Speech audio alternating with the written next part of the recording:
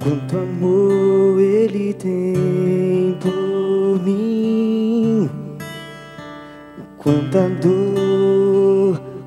dor sofreu por mim, por amor.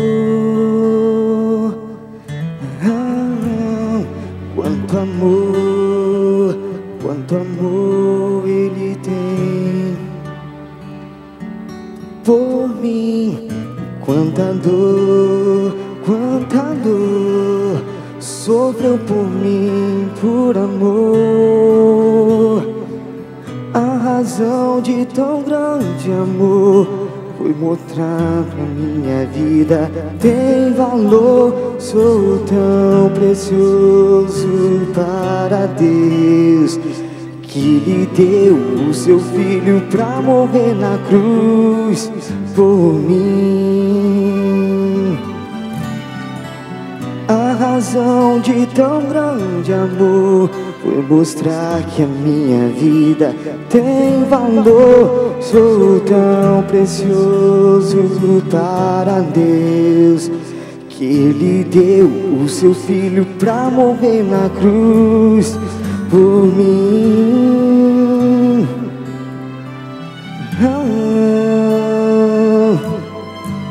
E agora eu quero viver pra transmitir esse amor que tens por mim.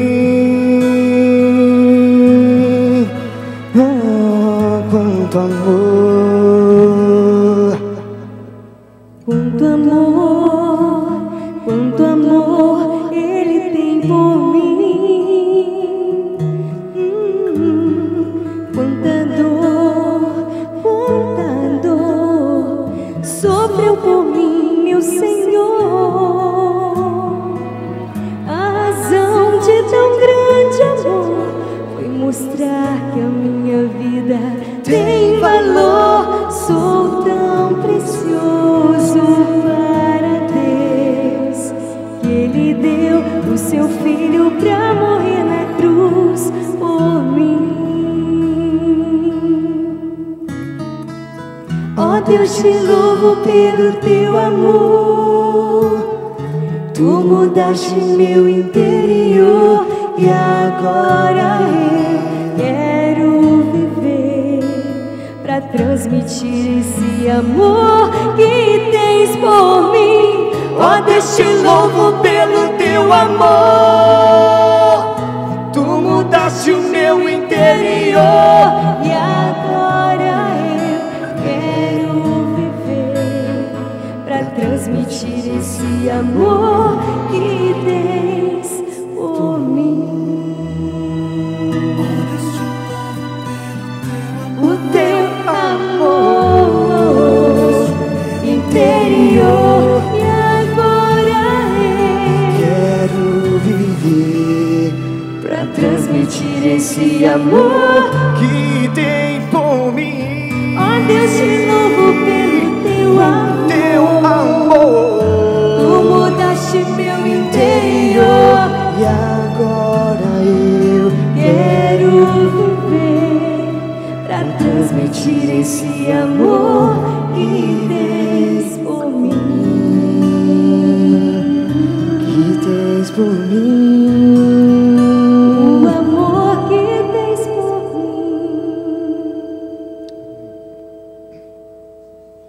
Obrigado, irmãos. Vamos abrir nossas Bíblias, irmãos, por favor, na segunda carta que Paulo escreveu aos Coríntios, segunda aos Coríntios, lá no capítulo 5.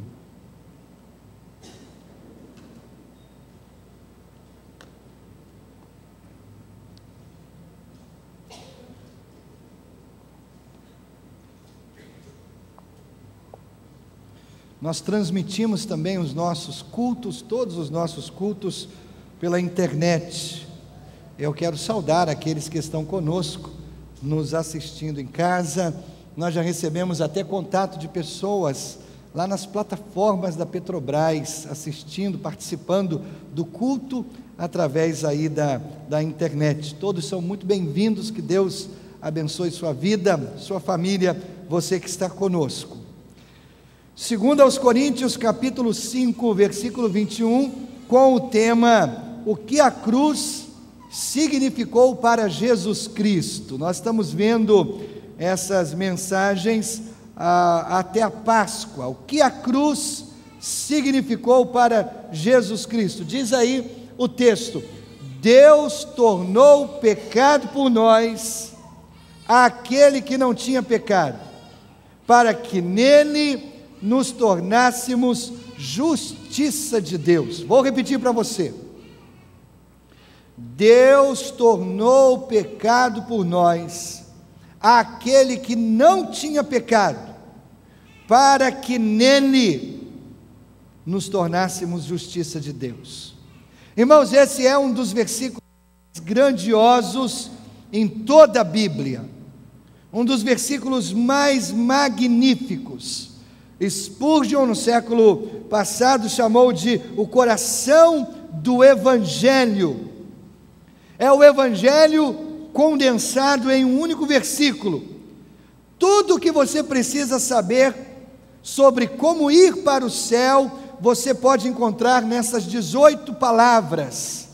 Existe uma simplicidade surpreendente nesse texto. Dificilmente poderia ser mais simples do que isso. E ainda assim, livros inteiros poderiam ser escritos sobre o significado dessas palavras tão simples. Você quer saber ou quer dimensionar a importância desse versículo? Eu diria assim: perca o significado dele, ou não entenda o significado dele, e você perderá toda a verdade a respeito de Deus. Se você entender direito esse versículo, você pode estar errado em muitas outras coisas, e ainda assim ir para o céu. Irmãos, nesses dias de tanta confusão teológica, de tanta confusão doutrinária, eu considero vitalmente importante a Igreja de Jesus Cristo estar firmemente alinhada com a mensagem do Evangelho. Afinal, irmãos, essa é a nossa mensagem, aliás, a nossa única mensagem, o Evangelho de Jesus Cristo. Deus não nos confiou uma mensagem sobre o poder político. Deus não nos confiou uma mensagem sobre o poder militar. Não. Nós não somos chamados para corrigir todos os erros do mundo. Nós não somos chamados para julgar todas as tendências que surgem. Não. A igreja tem a grande tarefa de pregar o Evangelho a todas as pessoas da terra. E se essa é a nossa tarefa, irmãos, se essa é a nossa missão dada por Deus, então cabe a nós ter a certeza do que é o Evangelho. O que é o Evangelho? Aí nesses domingos que antecedem a Páscoa, como eu já disse, nós estamos olhando para a cruz de Jesus. Nós estamos olhando para a cruz de 5 perspectivas diferentes. Nós queremos saber o que a cruz significou para Deus. Vimos isso semana passada. Hoje, o que a cruz significa para Jesus Cristo. Semana que vem, o que a cruz significou para Satanás. E ainda mais, o que a cruz significou para o mundo e o que ela significou para a igreja. E aí a minha sincera oração, irmãos, é que enquanto eu prego esses sermões, você seja encorajado, e aí a gente possa voltar cada vez mais para o centro da nossa fé. Porque, como eu disse, nós estamos vivendo tempos de tanto desvio teológico, tanto desvio doutrinário, tanta gente boa em tantos lugares bons, pregando tanta coisa inútil, fútil, distante da Bíblia. Então a minha oração é que essas mensagens nos conduzam ao centro da nossa fé. Talvez você lembre da trilogia de filmes chamado Star Wars. Você lembra disso? Década de 80, foi um grande sucesso. Depois foi relançado, e quando ele foi relançado, introduziram novas cenas feitas por computador, que não foram incluídas na versão original. E aí o slogan do relançamento da trilogia Star Wars foi: veja novamente pela primeira vez. Veja novamente pela primeira vez. É isso que eu quero que aconteça com você ao longo dessas mensagens. Quanto mais a gente se aproximar do significado da cruz, mais você veja a cruz novamente pela primeira vez. Veja a cruz com encantamento, veja a cruz com reverência, veja a cruz com alegria, veja a cruz como central para a sua fé. Irmãos, o nosso texto de hoje nos diz o que a cruz significava para Jesus Cristo. Cada frase desse texto é um milagre que não pode ser totalmente explicado, mas aceito pela fé. Então nós vamos considerar o caráter daquele que foi crucificado. Em primeiro lugar, o personagem. O texto diz que ele não tinha pecado. Paulo começa com o fato de que Jesus Cristo não tinha pecado. Algumas versões chegam a dizer: ele não conheceu pecado, destacando a natureza sem pecado do seu interior. Jesus interiormente não tinha pecado, mas veja, não havia pecado aparente, não havia pecado aparentemente, porque não havia pecado interiormente. Quando Jesus andou sobre essa terra, ele foi perfeitamente justo.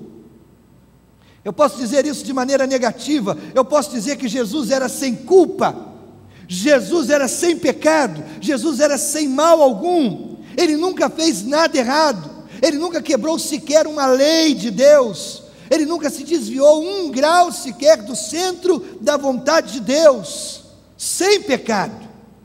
Agora, irmãos, isso é crucial, porque se Jesus tivesse pecado, ele não poderia ser o nosso Salvador. Você entende isso? Se ele tivesse um único pecado, um pecado que seja em pensamento, ele não poderia ser o nosso Salvador. Por quê? Porque um pecador não pode pagar pelos pecados de outro pecador. O sacrifício deve ser feito por aquele que foi sem mancha, sem defeito, como os cordeiros que eram oferecidos, ou como o cordeiro que foi oferecido lá no Egito, antes do povo sair do Egito. Deus disse que os cordeiros fossem macho, de 1 ano de idade, com boa saúde, que não fossem doentes, que não tivessem um defeito físico sequer. E os cordeiros que foram abatidos lá no Egito, eles foram chamados de cordeiros de Deus, porque o seu sangue, sua morte sacrificial, iria tirar o pecado do mundo. É por isso que João Batista olhou para Jesus e disse: eis o Cordeiro de Deus. Por quê? Porque pela morte de Jesus, o pecado foi retirado do mundo. Agora, irmãos, como nós sabemos que Jesus não tinha pecado? Como nós podemos saber disso? É simples, é só olhar para o que os inimigos de Jesus disseram a respeito dele. Por exemplo, quando o governador Pôncio Pilatos examinou Jesus, ele declarou o seguinte: não acho nele motivo algum de acusação. Talvez Pilatos pudesse dizer: olha, eu não gosto dele, eu não sou simpático a ele, eu não gosto das ideias dele, eu não gosto da atitude dele, mas uma coisa eu preciso concordar: não acho nele motivo algum de acusação. Quando, por exemplo, Herodes ou os líderes judeus levaram Jesus ao julgamento, eles não conseguiram uma testemunha sequer contra Jesus. O que eles fizeram? Subornaram pessoas, compraram testemunhas que mentiram sob juramento e acusaram Jesus falsamente. Mais ainda, quando Jesus foi cravado na cruz, o centurião romano, ou seja, o líder da guarda romana que colocou Jesus na cruz, líder de 100 soldados, um centurião, olhou para Jesus na cruz e declarou: verdadeiramente este era o Filho de Deus. O testemunho dos inimigos de Jesus diz que Jesus não tinha pecado algum, nunca pecou. Quando Jesus foi cravado naquela cruz, ele foi cravado ali sem pecados. Ele sabia tudo sobre pecado, mas ele nunca pecou, nem uma única vez. Ele viveu num mundo pecaminoso, mas a mancha do pecado nunca entrou no seu coração, nunca manchou o seu caráter. De todos os bilhões de pessoas que viveram no planeta Terra, Jesus é o único sobre o qual pode ser verdadeiramente dito que ele nunca pecou, nunca, em palavra, em pensamento ou em ação. Não há um indício sequer de contaminação moral ao redor do nome de Jesus. E veja bem, ele enfrentou a tentação, ele enfrentou a pressão extrema, tudo que o diabo tinha de mais sujo, ele jogou diante de Jesus, e Jesus sentiu esse peso, mas ele nunca desistiu, ele nunca vacilou, ele nunca chegou sequer perto de pecar. Jesus nunca confessou culpa alguma, porque ele não tinha falhas para confessar. Jesus nunca pediu perdão, porque ele não precisava ser perdoado. Ele afirmou que ninguém poderia condená-lo de pecado, e isso era extremamente verdadeiro.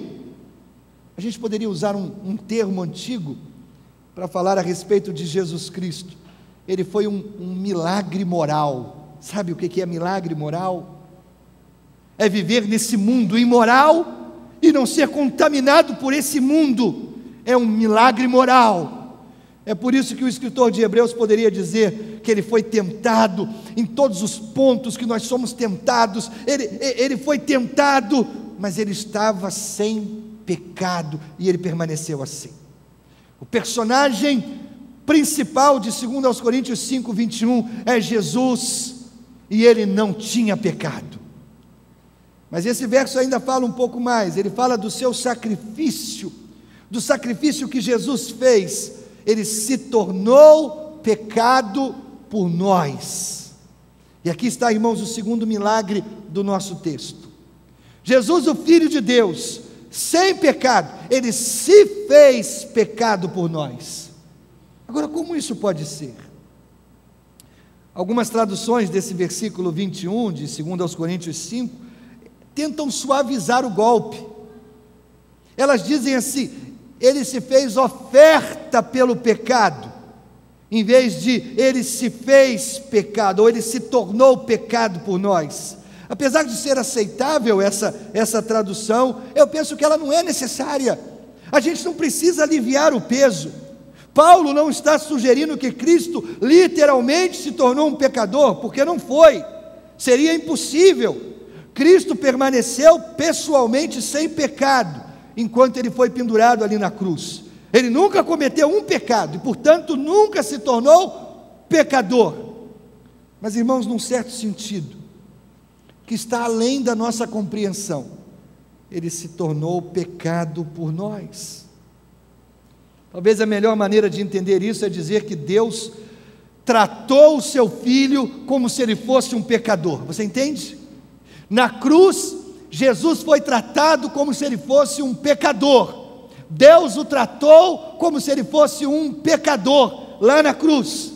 Jesus estava tão identificado com os pecadores, tão identificado com os transgressores, que Isaías 53:12 diz que ele foi contado entre os transgressores. Quando Jesus foi crucificado entre dois ladrões, as pessoas podiam olhar e contar 3 ladrões. Você entende? Ele estava tão identificado com os pecadores, que quando eles foram contados, Jesus foi contado entre eles. Entre eles. Historicamente, os cristãos têm 2 frases para descrever como Cristo se tornou pecado por nós. Primeiro, ele tomou o nosso lugar. O texto diz: por nós. Você entende isso? Cristo morreu na cruz, ele tomou o meu lugar, ele tomou o seu lugar. Essa é a doutrina da substituição. É Cristo que morre na cruz, mas quem deveria morrer éramos nós, era você, era eu. Pense nisso dessa maneira. Aqueles pregos foram feitos para mim, para você. Aquela coroa de espinhos foi feita para mim, para você. A lança que perfurou o lado de Jesus era para mim, para você. Os insultos que Jesus ouviu lá na cruz eram para mim, para você. Deveria ter sido você pendurado naquela cruz, mas não foi. Jesus morrendo em seu lugar por nós. Ele toma o seu lugar. Ele assume o nosso lugar. Dito isso, irmãos, nós devemos rapidamente acrescentar que essa tem sido uma doutrina teológica extremamente polêmica nos últimos anos. Nem todo mundo acredita que é verdade. Alguns zombam da doutrina da expiação substitutiva, dizendo que é um resquício de religião pagã primitiva do mundo antigo. Alguns estão ridicularizando o cristianismo como uma religião de matadouro. Eu li essa semana que alguns anos atrás, algumas denominações protestantes nos Estados Unidos começaram a remover todos os hinos que falam a respeito do sangue de Jesus, porque isso é embaraçoso para alguns homens e mulheres modernos, tratar do cristianismo como uma religião de sangue. Seja como for, irmãos, a verdadeira religião bíblica é uma ofensa para a mente natural. O homem natural se sente ofendido com a religião bíblica. O mundo, pela sua sabedoria, não conheceu Deus, e o mundo sempre tropeçou na cruz, porque não entende a cruz. Para muitos, a morte de Jesus ofende a sensibilidade dessas pessoas. Pessoas que querem uma religião limpa, uma religião civilizada, uma religião sem sangue. Claro, eu não tenho tempo para refutar essa ideia, exceto dizer uma coisa, irmãos: a Bíblia é um livro de sangue, do começo ao fim. Retire o sangue e você terá sabotado o plano de salvação de Deus. Sem derramamento de sangue não há perdão de pecados, é o que a Bíblia diz. Você não pode evitar a doutrina da substituição, porque esse é o ensinamento claro do Novo Testamento. Veja bem, o cristianismo não lida apenas com o fato de que homens maltrataram Jesus Cristo. O cristianismo vai além. O cristianismo lida com o fato de que Deus ordenou a morte do seu filho na cruz. É uma religião de sangue. Quando ele morreu tomando o lugar das próprias pessoas que o condenaram à cruz. Mas existe uma segunda expressão que nos explica esse fato de Jesus se tornando pecado. Ele tomou a nossa pena, tornou pecado, diz o texto. Isso deriva da primeira verdade. Na cruz, Jesus tornou-se o portador do nosso pecado. Ele pagou o preço que nós devíamos a Deus, uma dívida que nós nunca poderíamos pagar. A morte de Jesus satisfez completamente o justo decreto de Deus, que o pecado seja sempre punido. Deus decretou isso, Deus resolveu isso. O pecado precisa sempre ser punido, e quando Jesus morre na cruz, ele satisfaz esse decreto de Deus. Domingo passado eu mencionei que o sangue de um bode ou de um cordeiro era borrifado pelo sacerdote numa cerimônia lá no Velho Testamento. Você lembra disso? Havia um dia, um único dia por ano, o dia da expiação. O sumo sacerdote entrava no Santo dos Santos, um compartimento íntimo, muito fechadinho no interior do templo. Dentro do Santo dos Santos havia a Arca da Aliança, um baú. Dentro do baú, as tábuas contendo os 10 mandamentos. E o que os 10 mandamentos dizem para Deus? Os 10 mandamentos dizem: O homem deveria ser assim, mas o homem não consegue ser assim. E porque o homem não consegue ser assim, a ira de Deus se derrama sobre o homem. Os 10 mandamentos lembram que o homem é pecador, que o homem não consegue cumprir os mandamentos de Deus, e Deus se ira contra o homem. Mas sobre o baú havia uma tampa. Essa tampa se chamava propiciatório. Sobre essa tampa, o sangue do bode sacrificado era lançado uma vez por ano. Então, quando Deus olhava do céu, antes dele ver as tábuas dos 10 mandamentos, Deus via a tampa, e por cima da tampa, Deus via o sangue. E quando Deus via o sangue, Deus pensava: alguém foi sacrificado por causa do pecado dos homens. O sangue aspergido sobre a tampa significava a cobertura do pecado do povo por mais um ano. Mas você sabia que no dia da expiação não era apenas um bode sacrificado, eram 2 bodes que eram usados. Um era sacrificado e o sangue dele lançado sobre o propiciatório, mas o segundo bode não era sacrificado. Depois que o sacerdote sacrificava o primeiro, pegava o sangue, lançava sobre a tampa da arca, ele então em seguida colocava a mão sobre a cabeça do segundo bode, ele confessava os pecados do povo, simbolicamente ele transferia sobre o bode o pecado do povo, e aquele bode era levado para o deserto e abandonado vivo no deserto. O nome daquele bode? Bode expiatório. Simbolicamente, os pecados do povo eram levados. O que o bode fazia simbolicamente, Jesus fez literalmente. Jesus nos libertou, ou Jesus removeu os nossos pecados, como diz o Salmo 103, como o Oriente está distante do Ocidente. Jesus levou para longe os nossos pecados. Isaías 53:6 diz que o Senhor fez cair sobre ele a iniquidade de todos nós. Deus fez cair sobre Jesus todos os nossos pecados. Vamos supor que todos os seus pecados fossem registrados num livro, um enorme livro, enorme. Esse livro é pesado, porque ele registra cada coisa podre que você já disse, cada coisa feia que você já fez, cada palavra áspera que você pronunciou, todo tipo de pensamento ruim que você já teve, cada fantasia luxuriosa que o seu coração já produziu, toda imaginação mal, todas as suas más atitudes, desde o dia do seu nascimento até o dia da sua morte, estão ali naquele livro. Aí você pode imaginar você tentando manter esse livro enorme em suas mãos. Ele é pesado, ele é grosso, ele é volumoso. Agora você imagina de pé do seu lado Jesus Cristo.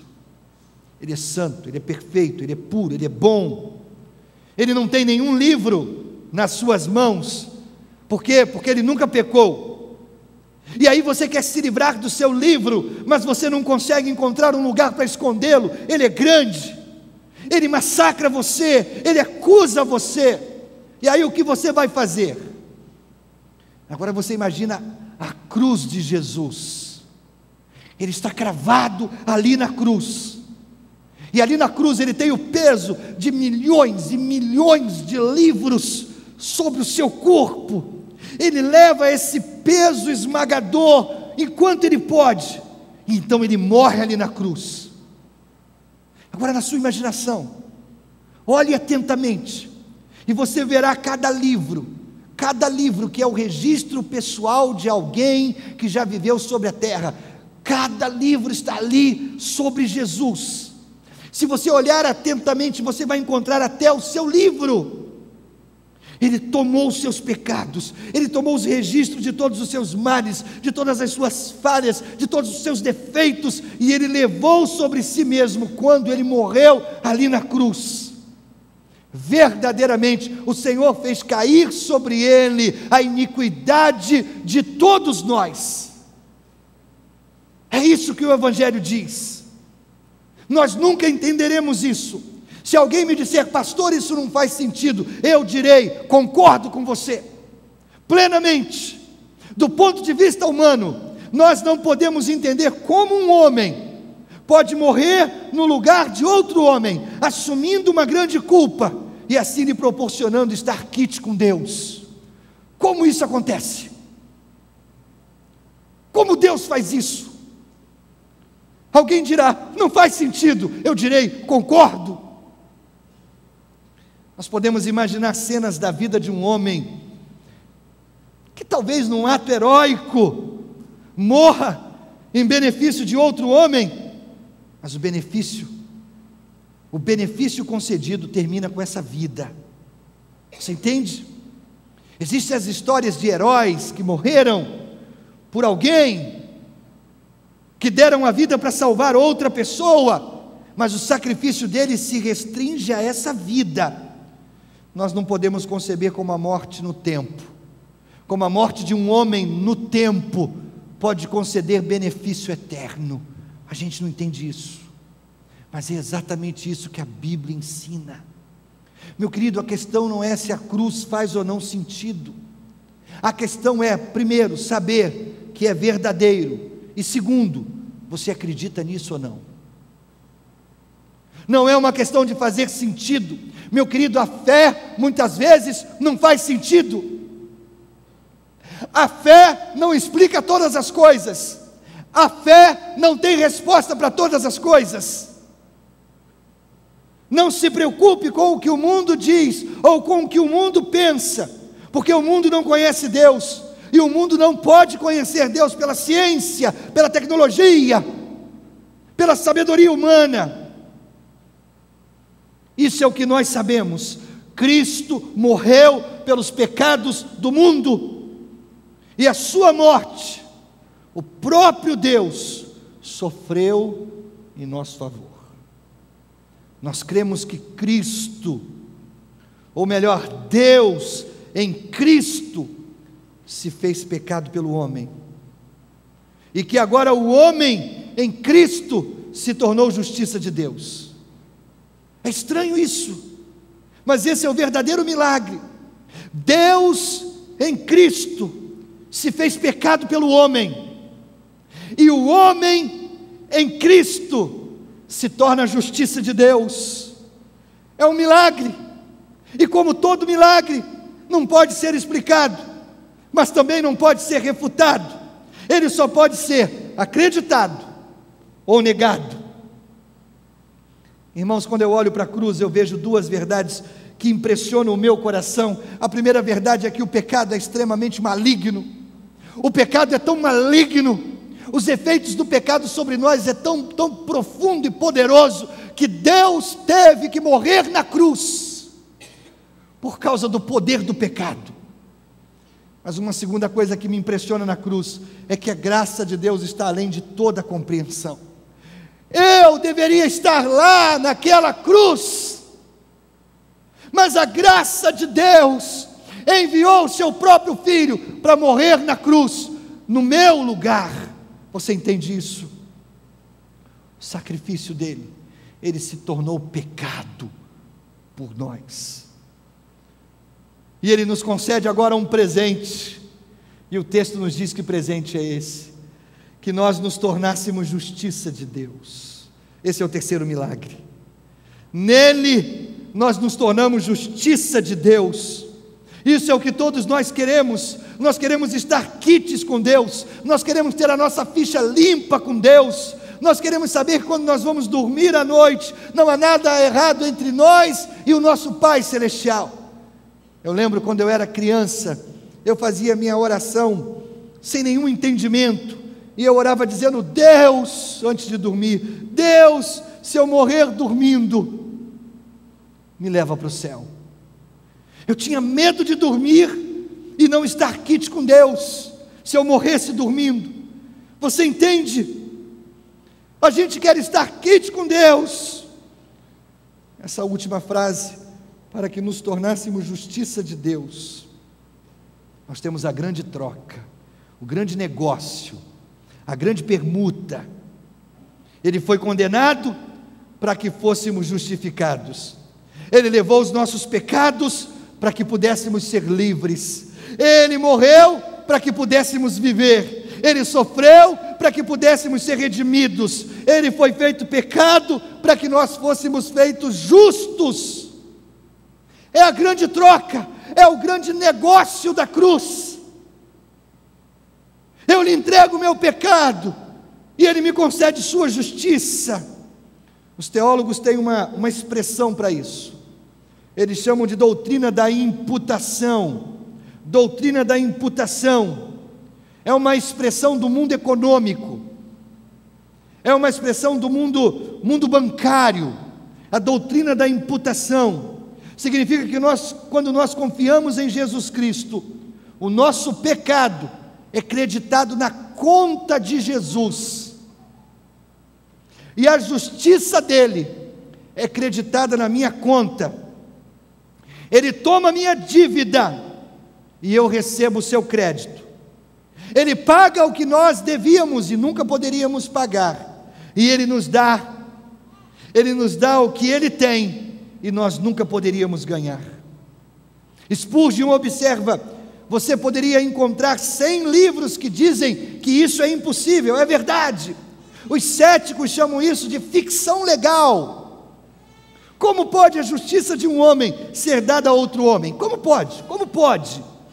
Na terra eu não posso literalmente tirar o seu pecado.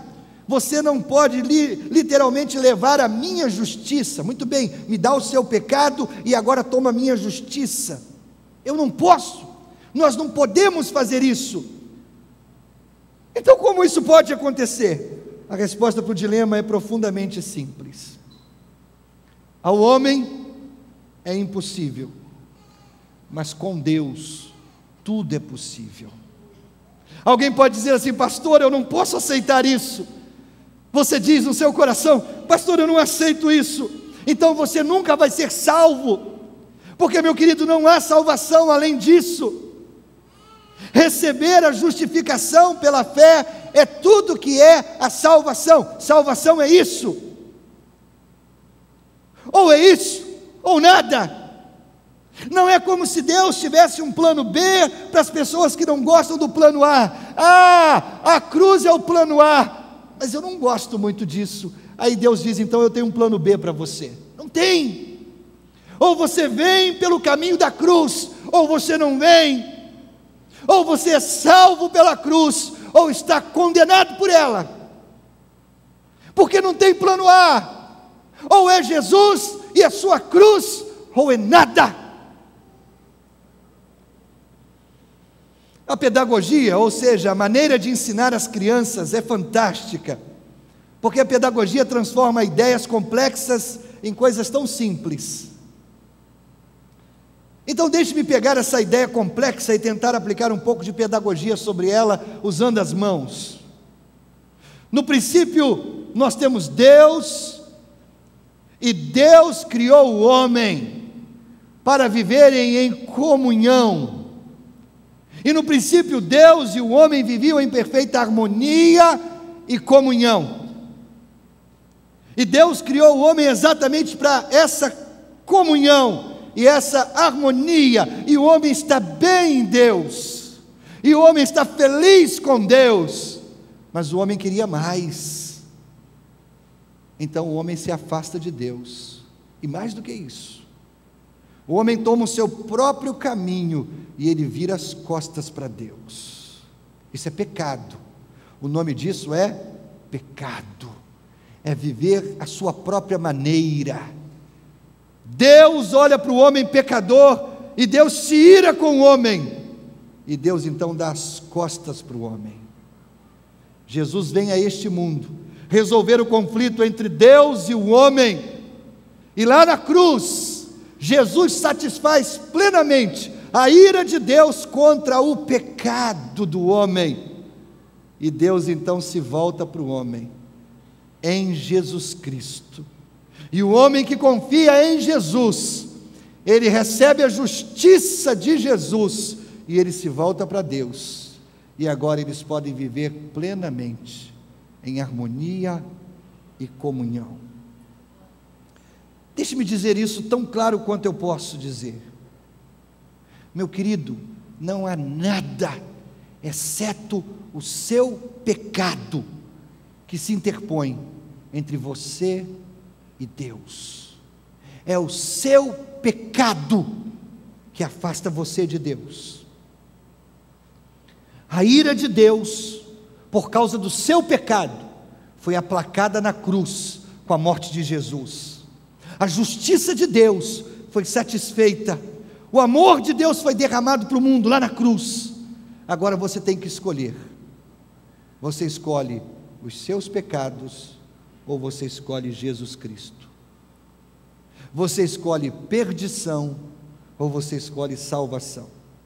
Se você vir a Deus através de Jesus Cristo, você será aceito. Se você não vir, você não será aceito. É simples. Esse é o Evangelho. Goste ou não, concorde ou não, creia ou não, esse é o Evangelho. Ninguém vem ao Pai, disse Jesus, a não ser por mim. Então a última pergunta: como ser um cristão? Irmãos, nós vivemos num país que se diz cristão. Quando o IBGE passa fazendo a pesquisa demográfica e ele pergunta qual é a religião, as pessoas se dizem cristãs. Mas entre se dizer cristão e ser cristão, existe uma enorme diferença.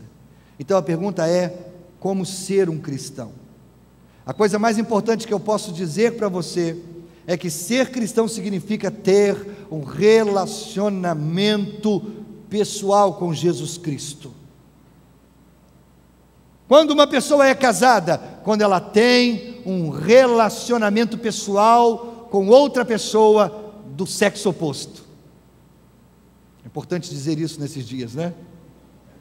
Do sexo oposto. Politicamente correto, talvez. Quando uma pessoa é casada, quando ela tem um relacionamento íntimo e pessoal com alguém do sexo oposto, ela pode ser considerada casada. Como ser um cristão? É quando você tem um relacionamento íntimo e pessoal com Jesus Cristo. Ele influencia a sua vida, Ele é o eixo da sua vida. Você não toma nenhuma decisão sem antes consultá-lo. Você não anda para lugar algum que você sabe que Ele não irá com você. Você não se coloca em situações em que Ele não possa estar junto com você. Por quê? Porque você tem um relacionamento íntimo e pessoal com Ele. E a fim de ter esse relacionamento pessoal com Jesus Cristo, você tem que confiar nele como seu Salvador. Isso soa estranho? Tomara que não, já que você sabe muito a respeito de Jesus. Você sabe que Ele operou muitos milagres, você sabe que Ele ajudou muitas pessoas, mas a coisa mais importante a saber sobre Jesus é que Ele morreu na cruz por causa dos seus pecados.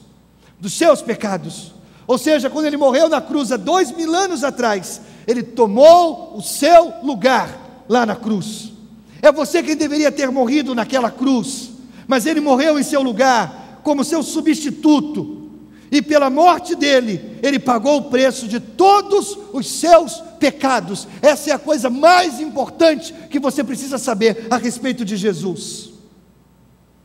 Isso é muita coisa para pensar, e você não tem que entender tudo isso completamente. Ninguém entende totalmente. Eu prego isso há 20 anos e eu não entendo isso completamente, mas eu não preciso entender, eu só tenho que acreditar. Isso é o que é confiar, é acreditar, é realmente acreditar em seu coração que algo é verdadeiro, é confiar. Confiar é isso. Confiar é o que você faz quando você embarca num avião. Você senta, você aperta o cinto, você confia sua vida no fato de que o avião vai decolar, e aquele aparelho muito mais pesado que o ar, vai voar até o destino, vai aterrissar, vai abrir as portas e vai entregar você em completa segurança no lugar que você chegou. Você precisa entender de aerodinâmica para voar de avião? Não! Você apenas confia que o avião vai fazer o que ele se propôs fazer. é apostar a sua vida em algo que você não entende. Confiar em Jesus Cristo significa apostar a sua vida no fato de que Ele morreu na cruz, Ele realmente pagou o preço pelos seus pecados, Ele realmente tomou o seu lugar. Você entende tudo isso? Não, mas você acredita. Então, você acredita que Jesus morreu no seu lugar? Você está disposto a arriscar a sua vida, a sua eternidade baseado nesse fato?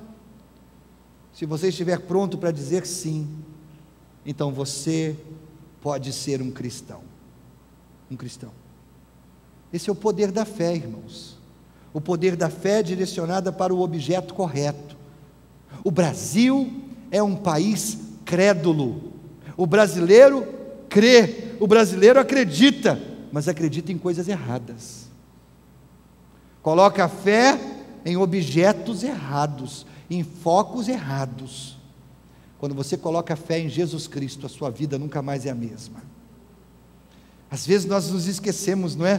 Quão poderoso é o Evangelho, e quão fácil é alguém ser salvo. Na verdade, irmãos, é difícil demais ir para o inferno. Você sabia disso? É muito difícil um homem ir para o inferno. Sabe por quê? Porque Deus o tempo todo está sinalizando: não vá por esse caminho, não siga por esse caminho, não ande por esse caminho. Cuidado, cuidado, cuidado. Esse culto, essa mensagem é mais um aviso de Deus para você não ir para o inferno. Por isso eu considero difícil demais ir para o inferno. A igreja de Jesus Cristo está pregando dia e noite, mostrando o caminho certo, e alguém só vai para o inferno se ignorar todos os avisos. Todos os avisos. Quantas vezes Deus avisa? Eu não sei. Quantos anos você pretende viver? Deus vai avisar você milhares de vezes. O caminho não é esse. Cuidado, cuidado. Irmãos, eu tenho pregado isso por mais de 20 anos. E eu posso dizer com convicção que eu nunca conheci um pecador que Cristo não recebesse de braços abertos. Ele os recebe todos de braços abertos. Eu conheço milhares de pessoas que experimentaram o poder de um relacionamento íntimo e pessoal com Jesus Cristo e tiveram suas vidas transformadas. Meu querido, se você tem o menor desejo de conhecer o Senhor, corra para a cruz, corra para a cruz. Não hesite, não demore, não espere por um momento melhor, ele nunca vai chegar. O momento melhor é aqui, é agora, é nessa hora. Cristo morreu por você, Ele entregou a vida dele por você, Ele tomou o seu lugar, Ele pagou pela sua culpa. Receba Jesus no seu coração, receba Jesus no seu coração, dê as boas-vindas a Ele como Senhor e Salvador da sua vida, e você estará se habilitando a ser um cristão. Eu insisto, em nome de Jesus, receba Jesus como seu Salvador. Curve a sua cabeça, feche os seus olhos, por favor.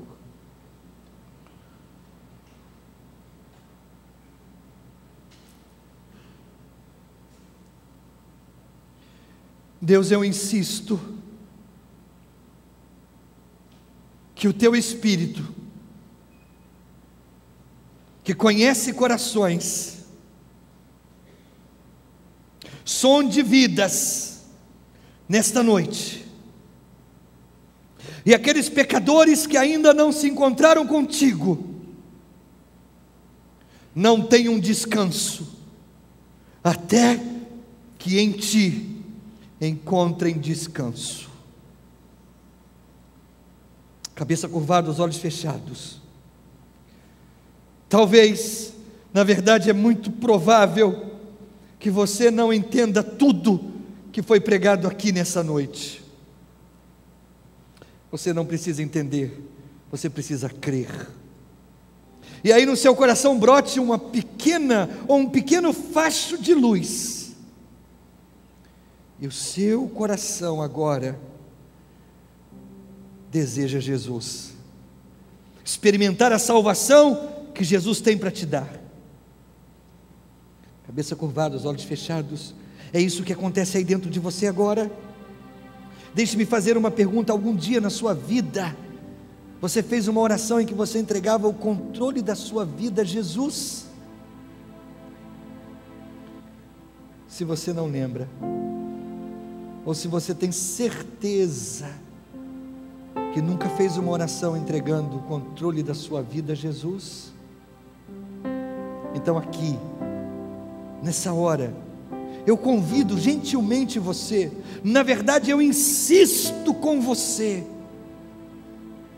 abre teu coração, convida Jesus para entrar e fazer parte da sua vida, de maneira real, íntima, verdadeira. Permita que Ele se torne o dono da sua vida, o Senhor da sua vida, e o seu Salvador eterno. Pastor, eu quero isso. Pastor, eu preciso disso. Eu não entendo completamente, mas eu sinto que preciso disso. O que eu faço, pastor? O que eu faço? O que eu faço? É tão simples. Querido, eu vou fazer uma oração e eu convido você que repita comigo essa oração, palavra por palavra. Mas você vai fazer isso no seu coração. As pessoas ao seu redor não precisam ouvir essa oração, porque isso é entre você e Deus. Cabeça curvada, os olhos fechados. Ore comigo, ore comigo, ore assim: Senhor Jesus, acabo de compreender o quanto preciso de Ti. Por isso, nessa hora, eu abro o meu coração e a Ti entrego o controle da minha vida. Jesus, perdoe os meus pecados,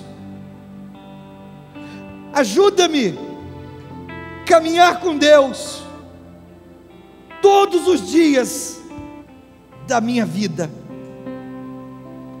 e quando eu morrer,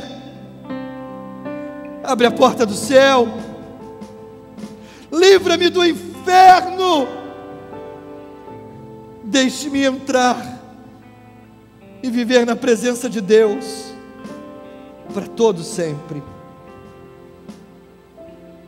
Cabeça curvada, os olhos fechados. Você fez comigo essa oração? Você fez comigo essa oração?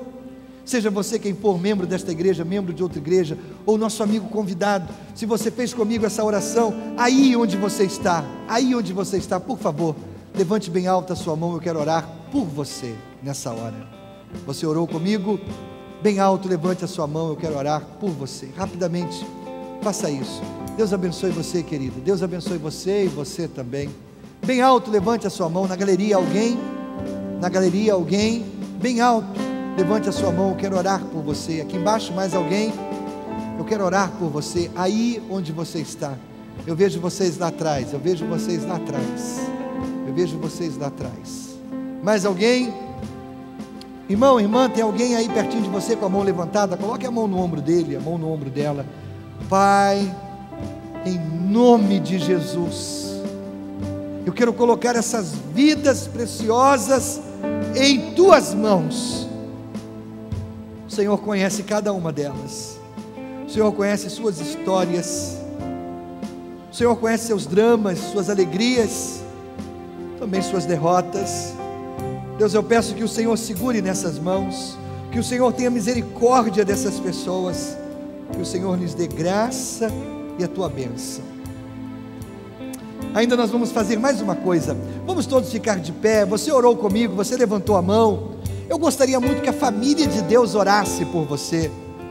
Então, irmão, irmã, você que está orando com essa pessoa aí, convide-a para vir aqui à frente, para a família de Deus, para o povo de Deus, orar por essas pessoas. Rapidamente, vamos fazer esse movimento. Você orou comigo, você levantou a mão, pode sair do seu lugar e vir aqui à frente. Eu quero orar por você. A família de Deus vai orar por você. Vamos fazer esse movimento aqui agora. Sim, eu amo a mensagem da cruz? Vamos? Só o coro? Só o coro? Vamos? Eu espero você rapidamente. Sai do seu lugar. Eu quero orar por você nessa hora. Quero pedir que a família de Deus ore por você. Isso. Deus abençoe você. Que coisa boa.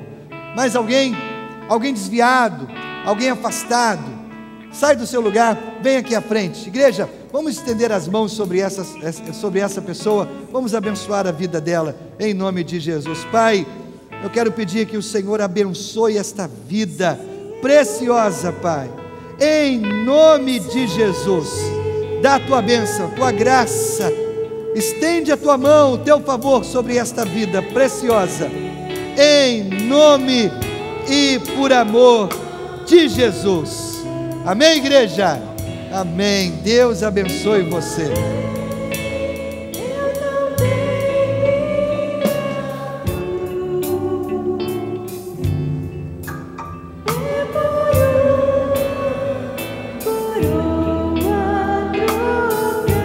Amém, amém. Eles tinham preparado outra e eu entrei na contramão aqui, atropelei tudo, vocês me perdoem. Muito bem, vamos orar, irmãos, encerrando o culto nessa noite. Leva-nos, Senhor, em paz, amparados, protegidos e guardados por Ti.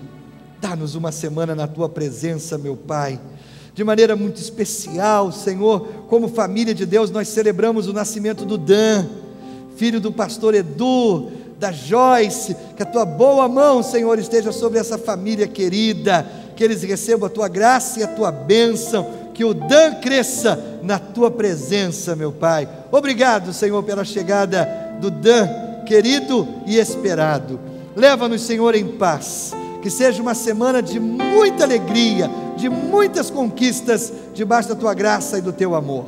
É a nossa oração e nós a fazemos em nome de Jesus. Amém, irmãos?